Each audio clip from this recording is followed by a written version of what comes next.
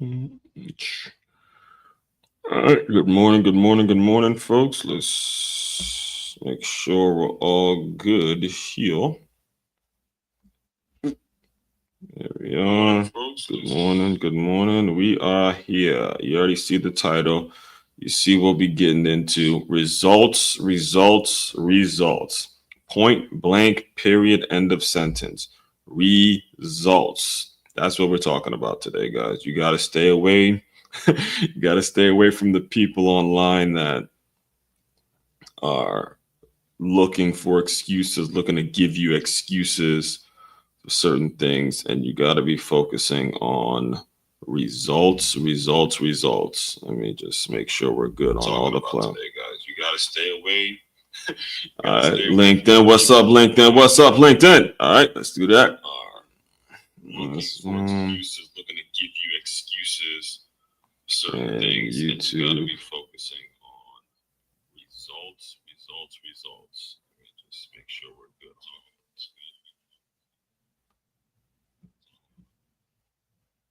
All right.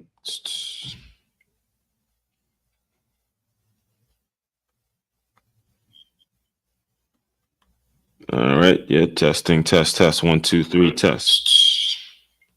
All right. Cool. We're all good. All right. You guys see what we're talking about today. Results over wokeness. All right. All right.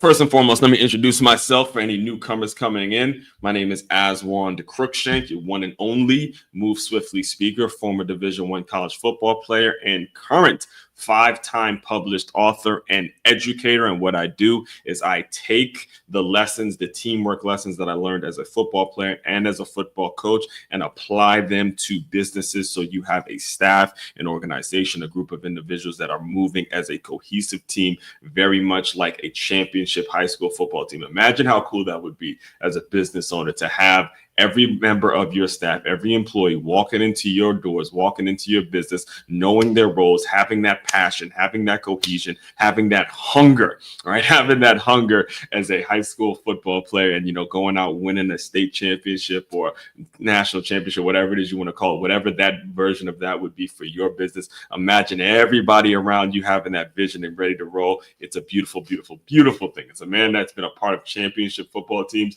It's a beautiful thing. It'll be a beautiful thing to have your business running like that. So make sure you tap in with me when it comes to that. You are not going to find a more qualified person to teach your team or teach you how to really build that cohesion. All right. So first and foremost, before I get too into today's topic, let's get through some announcements here. If you are in the West Palm Beach area, West Palm Beach, Florida, and you are interested in free boxing lessons, make sure you contact me. Just hit the QR code that you see right there on the screen. I do them Saturday mornings every 2 weeks. And it's a great thing for you to learn. If it's available, I can't think of anybody that wouldn't want to learn the skill if it is made available, and it is completely free for you. Just hit the QR code.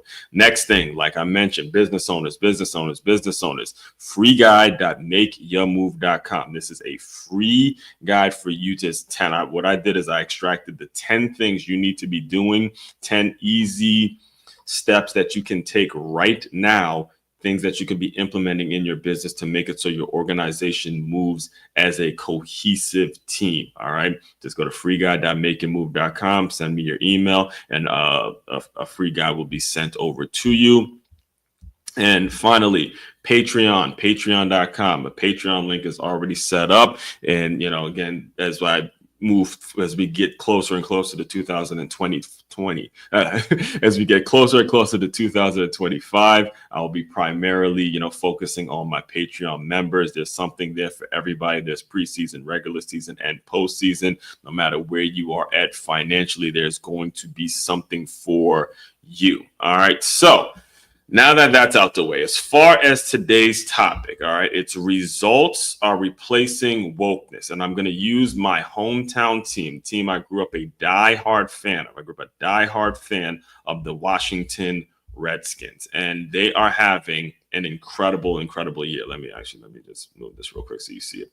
They are having an incredible year. All right. As a person that is not really used to seeing them winning, they're having an incredible year. And not only are they having an incredible year, they're doing it with a first-year head coach. As you just saw on the screen, last year they went 4-13. Now we won 9. We're 9 and I believe it's 9-5 now. I believe it's 9-5. Let me make sure I'm getting my stats right here. I know we won 9 games. The 9 game. I'm just trying to remember how many games we lost. Hold on one second. Yes, 9-5. Right. So we're 9-5. Last year we're 4-13. We were 4-13. And you know, when I was watching them last week, I said to myself, the offense has drastically improved. Now, I'm not going to sit here and say that we're ready, you know, we're Super Bowl contenders yet, because we did let that game get away from us a little bit. I mean, we were winning throughout the game. Even the way we lost the Dallas game and the way we almost gave up this past week at the end, it showed me, hey, even as a diehard Commanders or Redskins fan, whatever you want to call it, I know them as the Redskins. I just support winning. I just want wins. Give a damn what you call them. I want wins. All right. So what I realized is that, again, we're not all the way there yet as a team. Who knows what can happen? I do think Jaden Daniels is has been a great addition.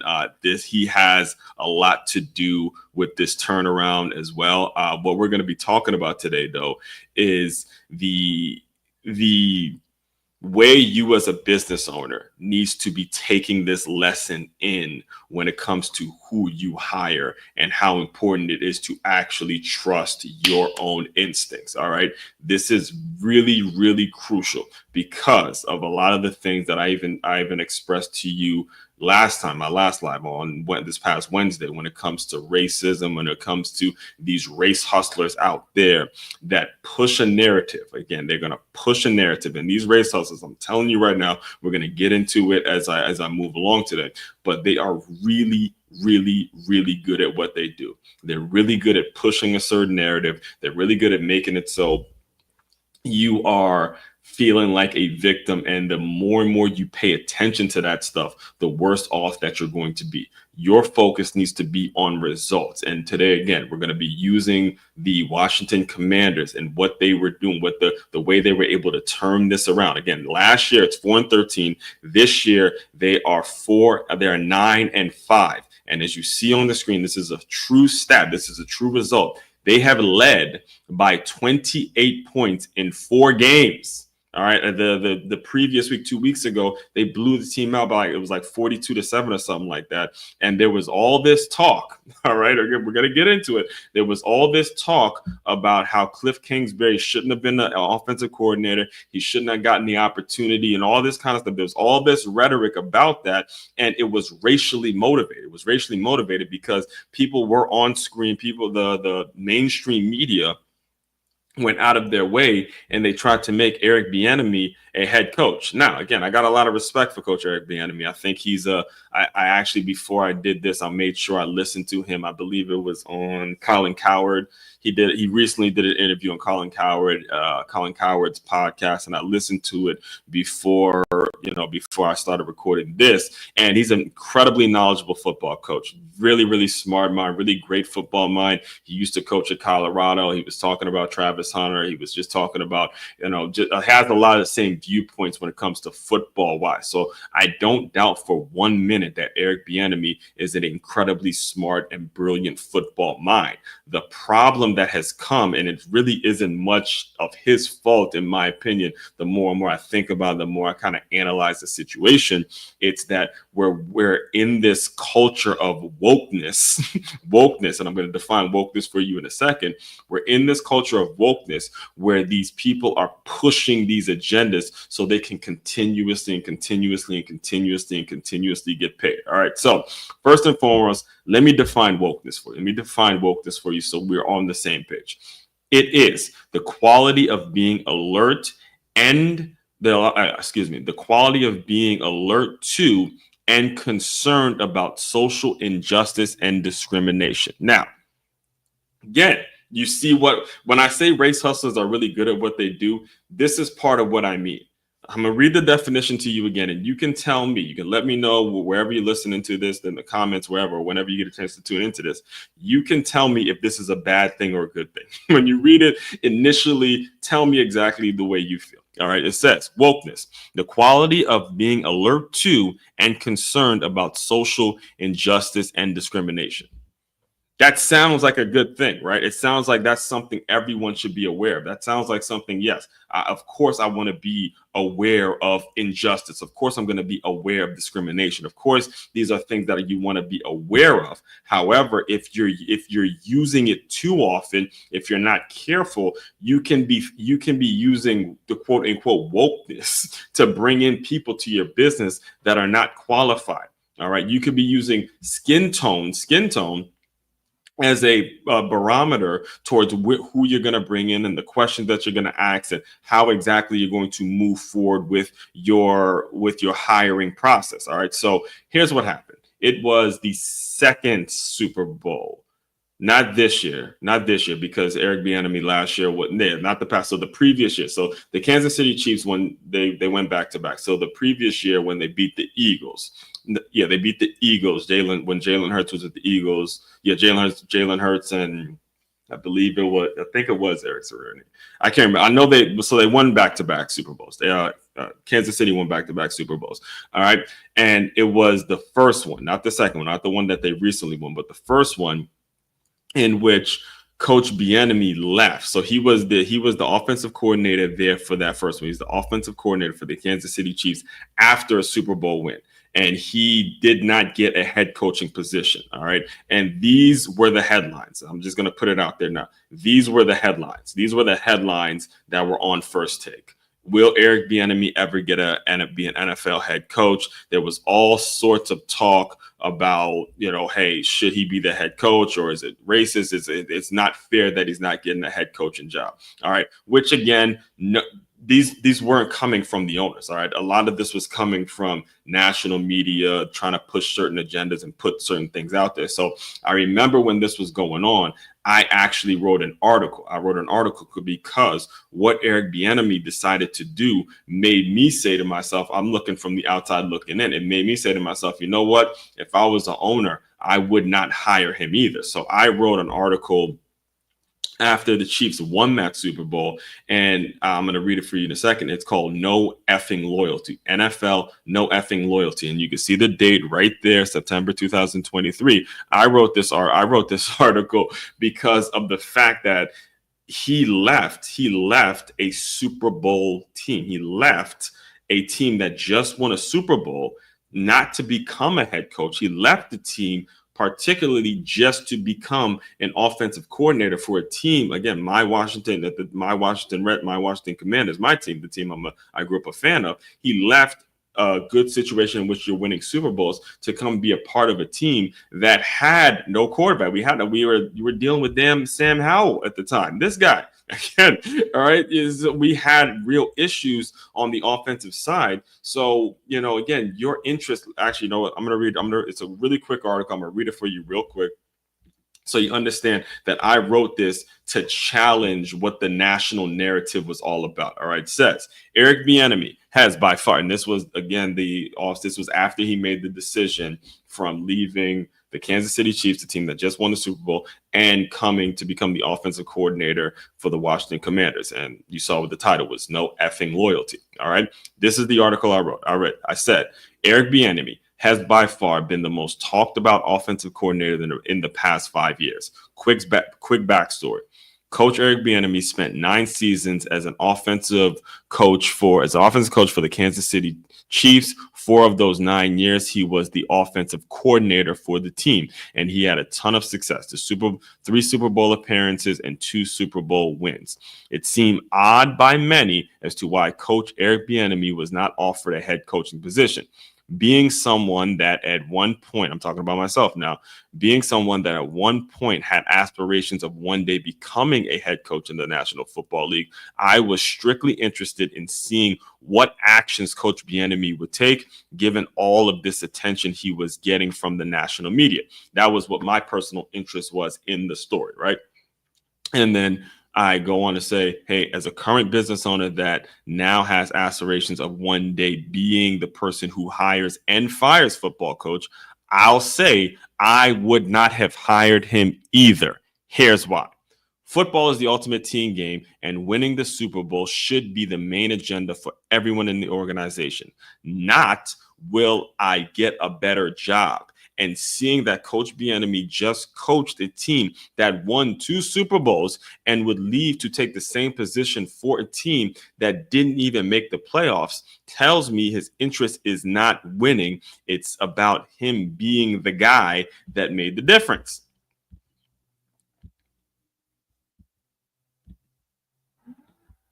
And I keep going. This strategy has been accepted by most as climbing a corporate ladder. It sends the wrong message to the players that he's in charge of, simply because it wasn't a promotion he got for another team. He is the offensive coordinator for the Washington Commanders, not the head coach. This, as an owner of a business, and this is why I want to talk to you guys as business owners, as an owner of a business, the very first thing you should be trying to extract from a potential candidate is, will this guy be loyal? This guy or girl be loyal to, or guy or lady, excuse me, guy or lady, be loyal to loyal. It's your responsibility to ask that question for your loyal customers, which in this case would be the fans that spend thousands of dollars to support the team. Therefore, as a business owner, take a lesson from the mistake that the NFL makes every single year and make loyalty priority number one when hiring new employees. Point blank, end of sentence. Loyalty has got to be at the forefront of how you operate and how you build your business. Loyalty is going to be how you get results, however the loyalty comes. All right. So here's what happened, and here's the way it played out. And the reason I'm talking about this is because if you're a not careful owner, I'm talking directly to you. You're the person in charge. As a person in charge, whether it's the owner, whether it's the manager, whether it's if you're in charge of bringing people in to an establishment, you have to listen to you.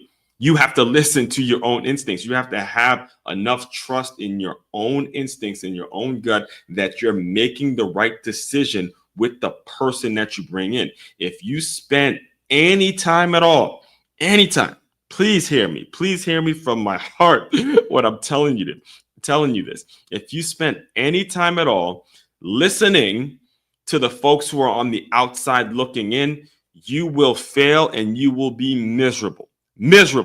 All right, because what happened this past offseason, the Commanders went through a coaching change. They got rid of Coach Ron Rivera, who, again, great coach in my opinion. I think he's doing some TV now, but great coach. Me as a defensive guy, I was rooting for Coach Ron Rivera. As a Redskins fan, diehard, I've seen, went from North Turner to Marty Schottenheimer to Mike Shanahan to Jim Zorn, back to Joe Gibbs, Terry Robisky. I can list out tons of coaches that I've seen coach my hometown Washington Redskins. There's a ton of them. I was rooting for Ron Rivera. I really was. I like him as, again, defensive guy, all that stuff. But he had to go. This wasn't getting it done. 4-13 wasn't getting it done. All right, he had to go. Something had to give, right? And the replacement that they brought in, it made so much sense to me, because Dan Quinn was somebody that I was hearing about, because he went to Salisbury. He coached the Legion of Boom, which was the Seattle Seahawks Super Bowl team. He, took the Atlanta Falcons to the Super Bowl, although they, kind of blew it that year. People know him, or he still gets a lot of slack because of the way they fell off after that loss to the Patriots when he was the head coach in Atlanta and all that kind of stuff. But the point is, the man knows what he's doing. All right. The man knew what he was doing. He knew how to coach better he knew how to make decisions better than, I hate to put his name out there, but I'm going to just use Stephen A. Smith as an example. He knows football. He knows more football than Stephen A. Smith or anybody that works for Disney and works for ESPN at this point. Works for ESPN and feels like they can just tell coaches who they should hire because of some wokeness or because of some of the narrative that you're trying to push out to your audience. All right. So here were the headlines. So Dan Quinn. All right. Let me just back up a little bit. So Dan Quinn gets hired. The aside from all of the criticism and the skepticism, the questions were, okay, is he going to keep Eric Bieniemy on staff? Which was a question like that doesn't even make sense in my opinion. Seeing that we just went 4-13, we just went 4-13.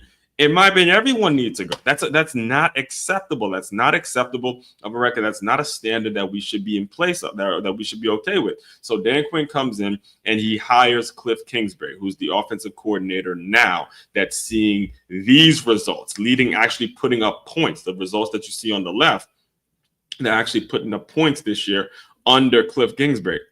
Understandably, yes, I know what you're gonna say. Oh, they got Jaden Daniels now, so all of a sudden, everything is fine, which is fair. It's a fair point, but at the end of the day, Jaden Daniels is still a rookie, and when you watch him play, if you actually do watch the game, the guy's human. He's going to make some mistakes, but like the national media always does, they're going to only point to the highlight reel things. They want to point to the things that he's doing well, and they're not going to necessarily analyze and break down the game for you on ESPN. That's just not what they're going to do.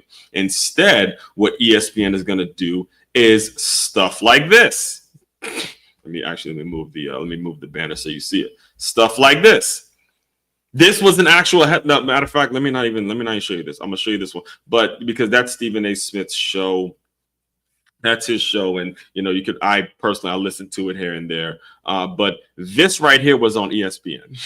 This was a thumbnail. This was an actual thumbnail. This was an actual segment right here where you get the face of the entire network, having an issue with a coach being hired. And I'm not gonna play the clip because I think I've tried doing. I'm gonna work on not doing as many clips when it comes to this, because I'm realizing that seeing that my channel is monetized, I'm not allowed to play certain things from certain networks, and sometimes it can get kind of tedious trying to keep up with all the clips and all that kind of stuff. And I'm gonna try to avoid doing that, all right? Especially if it's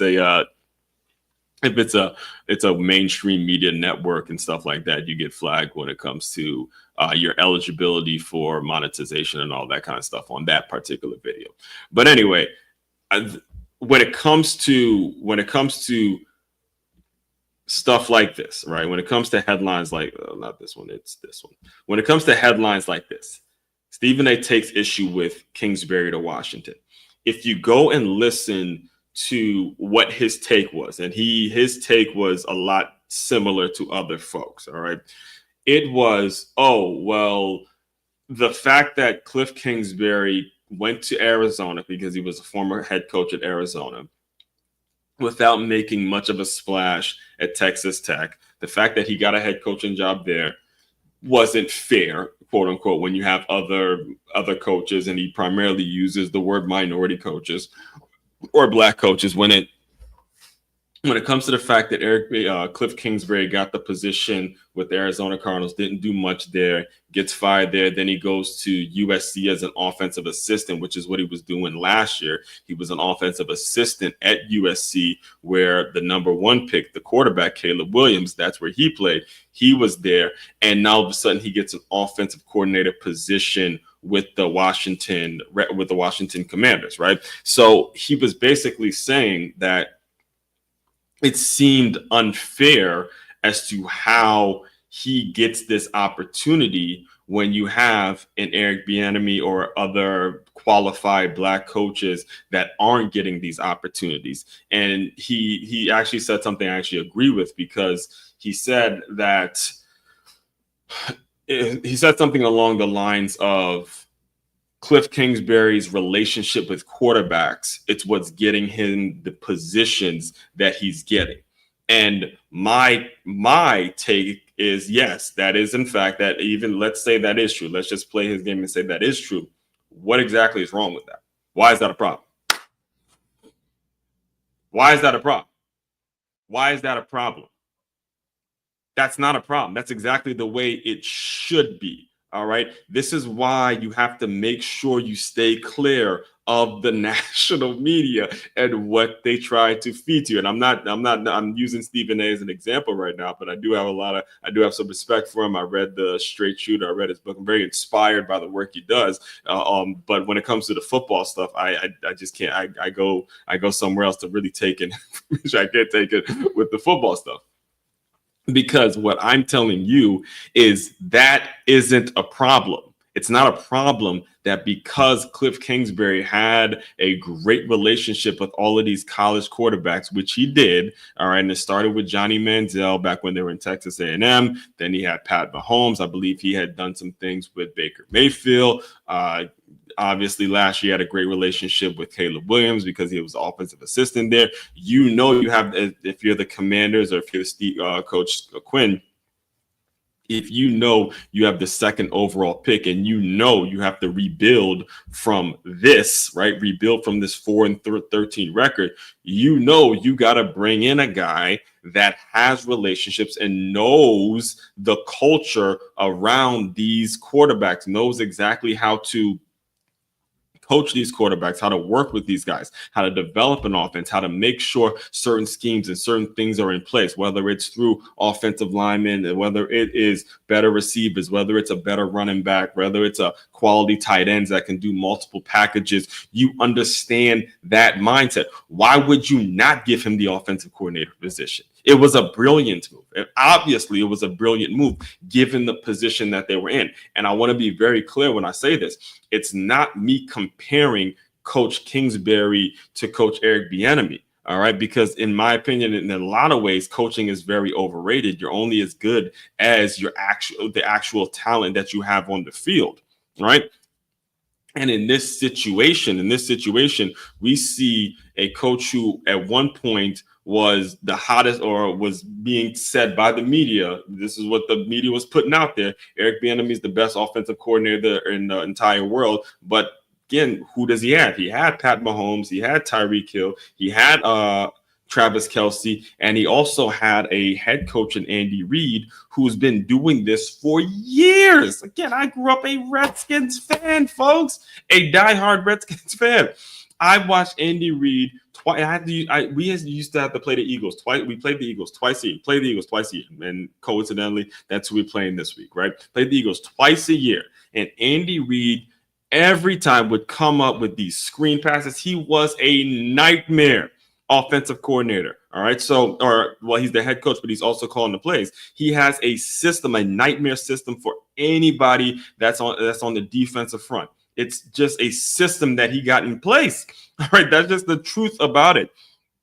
So when Eric Bieniemy was with the Chiefs, not taking anything away from his football IQ, because again, I think Coach Bieniemy is a brilliant football mind, but he's got the GOAT. He's got the GOAT in Andy Reid that is actually calling the plays. So, in my opinion, it made more sense to, stay there and be a part of what he was doing, because you have a great offense, you have a generational talent at quarterback, and then Andy Reid is there calling the plays, dialing it up, and making things happen. And you're winning games, which should be the most important thing, right? So when it comes to Kliff Kingsbury, and the hire of Kliff Kingsbury, it does make sense. It made a ton of sense for him to come in as the offensive coordinator. It's not like he was coming in as the head coach, coming in as the offensive coordinator, knowing that you have the second overall pick, and you see what the relationship with him and Jaden Daniels has been, and you see what the results have been. Now, here's the big part. Here's the big, most important part. And as I'm focused more so on the folks who are minorities, you can call Black, Hispanic, whatever. If you're the Eric Bieniemy in this situation, all right.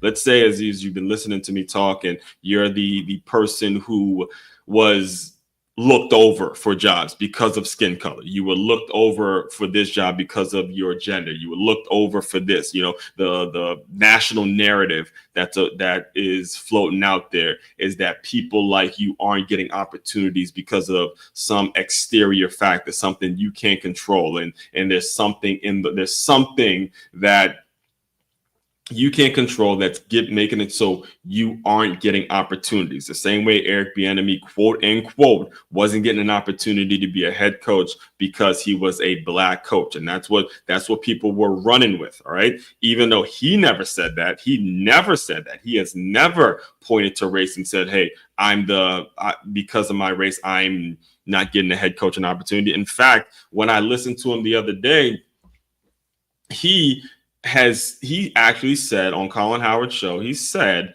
"Hey, I look at every single interview, I look at every single setback, I look at every single time I didn't get a head coaching job. I look at it as an opportunity to improve. How can I get better from this situation?" Which is more so the mentality you should take. All right. But not a lot of people listen to what Eric Bieniemy is saying. They're more so listening to the Stephen A. Smiths of the world and the ESPNs and this narrative that they like to push. Here is the most recent one. So this past, just to give you some context before I show you this last photo here. This past year, 2024, Eric Bieniemy was the believe it was either the offensive coordinator or the running backs coach for UCLA. I can't remember which one it was, right? But the reason that he was in that position was because the UCLA football program just brought on a new head coach. His name was Deshaun Foster, and Deshaun Foster was a running back for UCLA. And if I'm not mistaken, you guys, matter of fact, I'll just fact check it now because I think Coach Bieniemy coached Deshaun Foster. Let me check this really quick. Hold on.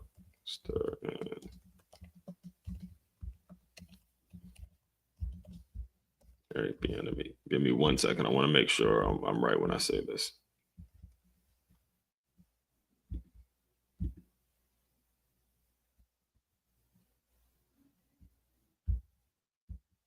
Hold on, real quick.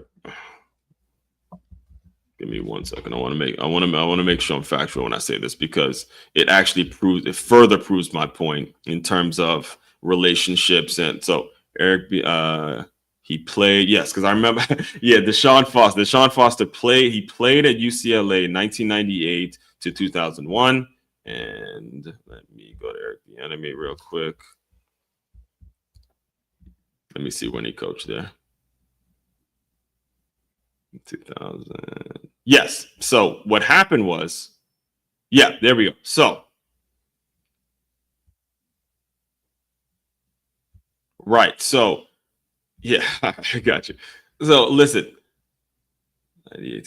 exactly. So what happened was Deshaun Foster, when he played, he was a running backs coach. He was the running back for UCLA, one of the well-known running backs. And then after he had left, Eric Bieniemy was the running backs coach, Colorado and UCLA. Yeah, so they have a relationship that spans over 30 years at this point, right? They knew each other back when Deshaun was playing, and obviously Coach Bieniemy was just getting his foot in the door as an assistant coach, and that's where he started. So he leaves the Washington Commanders and takes a position at a college after all the talking, all of the ESPN heads and all that stuff, after everything, the segments, everybody talking about segments, bringing old coaches on.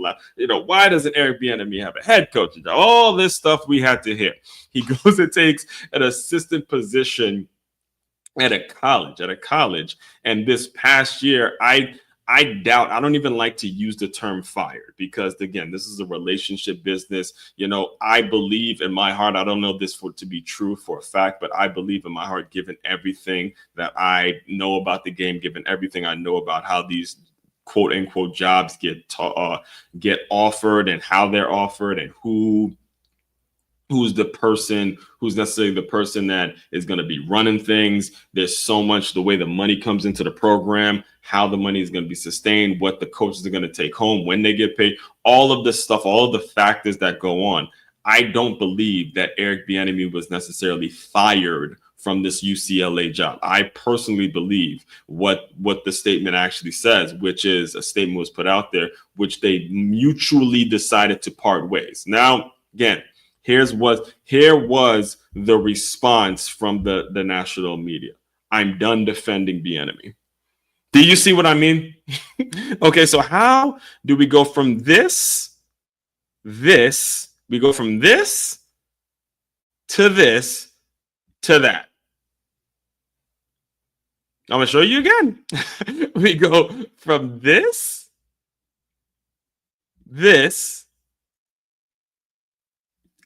to that. Now you're done defending. Now you're done defending the guy. And this is why what we're discussing today is focusing more so on what the results are going to be, and you're only going to get those sustainable results, those long-term results, if you take into account where the relationship is. If you really break down everything we've been discussing today, all right, and I'm going to connect it to your business, connect it to how you can apply it to your business in a second, but if you break down everything we're discussing today, at the core of it is relationships. The core of it is actual relationships, and how you can go about creating opportunities for yourself, or creating opportunities for your business, or creating opportunities for your staff to come in and have a sustainable staff. It's going to boil down to relationships. It's not going to boil down to, some statement or some political statement that you're trying to make. It's not going to boil down to you being alert or aware of injustice and discrimination or anything like that. It's going to boil down to the relationship you have with a person, and the results ultimately are going to stem based on how well that relationship is built. That's the way the success is going to eventually essentially be had. That's the way the results that you want are eventually going to be had. All right. Because if you think about the whole ordeal, all right, and I'm going to go back, I'll make sure I'm reminding you of this. If you go back to this whole thing, I'm just going to break down everything for you. 2023, a year ago. All right. When you think about how bad the season was, it's 4-13 now to 9-5, how the transition happened. At first, it starts with brand new ownership. All right, the Commanders have brand new owners. They got rid of Dan Snyder. Now the Magic. I don't know Magic Johnson. Let me make sure I get the right new owner for the Commanders, because I want to make sure I get his name right.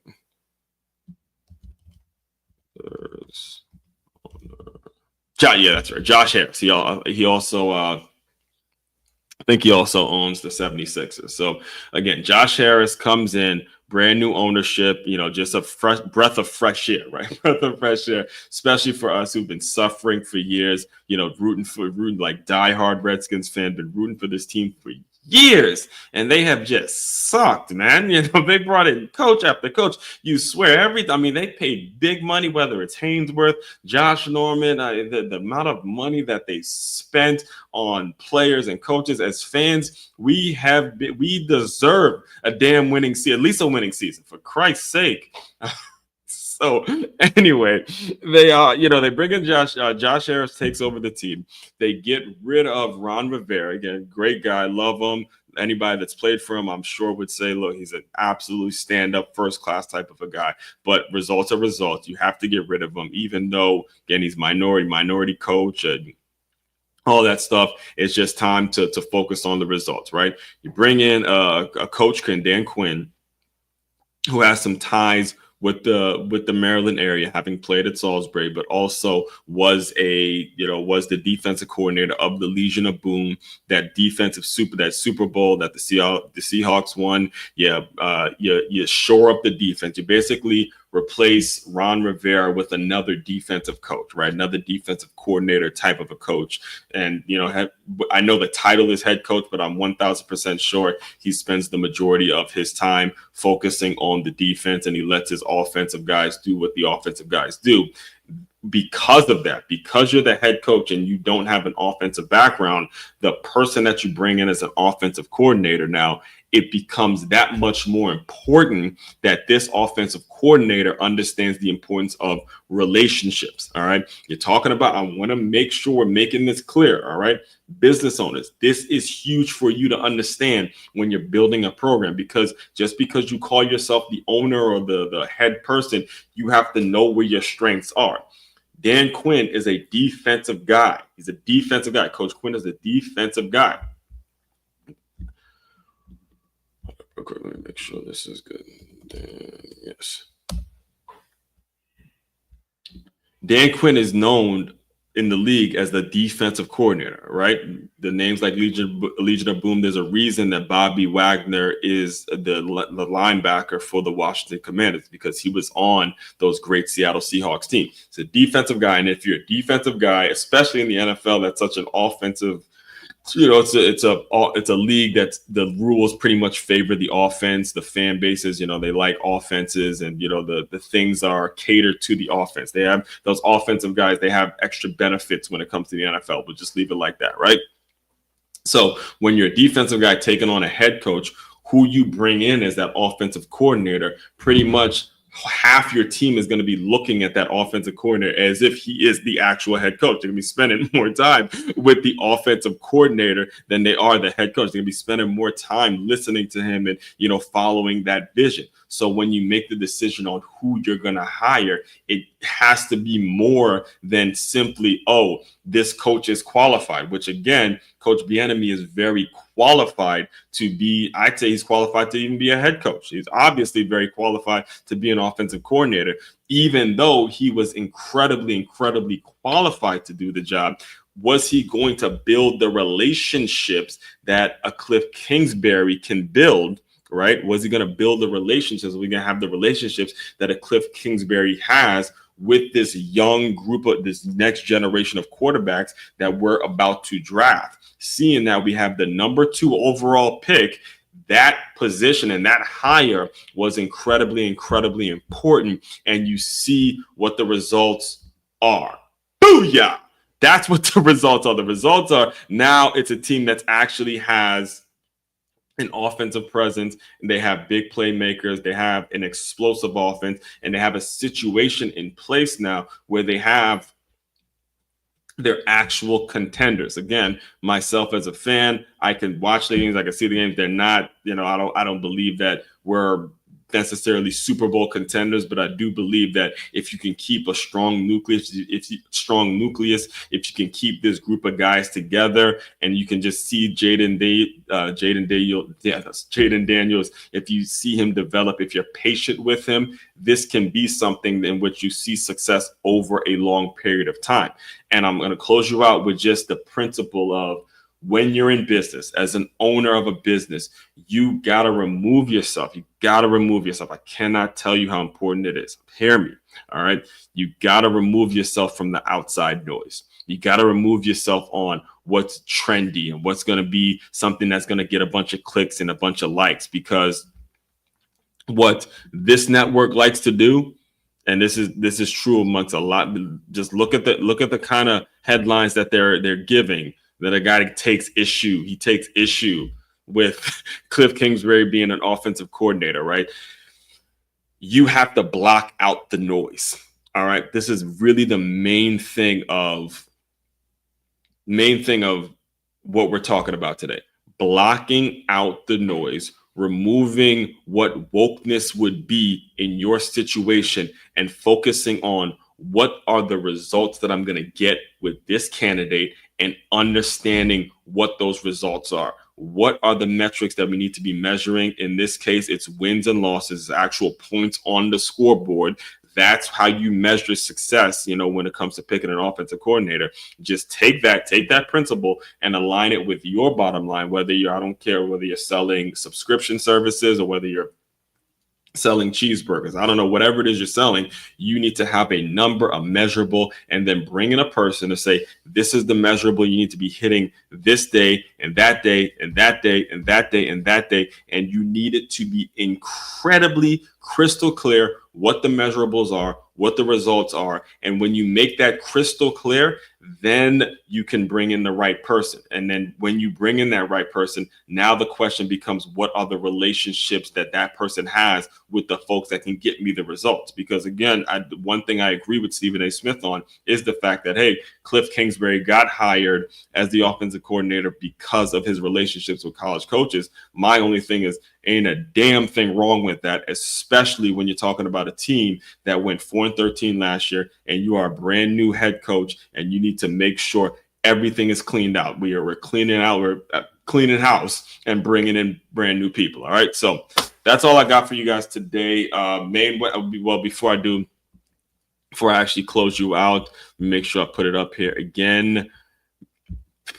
Patreon, make sure y'all tap into the Patreon link. It's patreon.com/as144. And we will be diving into all of this material in a much more detail oriented way, taking questions. Man, I'm telling you, 2025 is going to be unbelievable. And I'm telling you, also, I'll be back here. So the next one I'll be doing Monday. I may do it Wednesday. I know Wednesday's Christmas, and then Friday I may do it, but I'm definitely going to be back here on Monday because there's a whole lot that I got to get to. There we got NFL football and we got college football playoffs being played at the same time on the same day.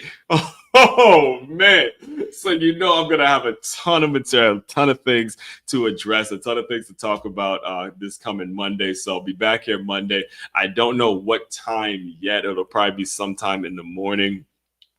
But yes, we got a lot to get to this weekend. It should be a really, really fun weekend.